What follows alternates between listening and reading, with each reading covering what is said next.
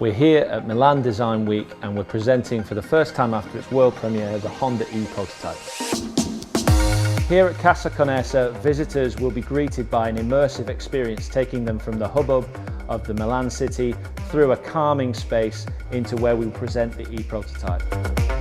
The inspiration behind the exhibit is really to seamlessly incorporate exterior and interior design. Lifestyle can be harmonized between those two elements. Mi fa piacere far parte del progetto di Honda perché questo progetto sposa una filosofia nordica del design nordico, puro, organico e ecosostenibile.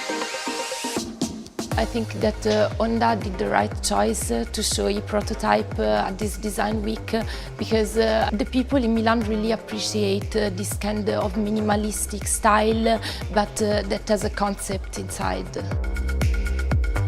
We'll be showing the car at a range of European events across the summer and we will open for pre-orders later on this year with deliveries to our first customers early in 2020.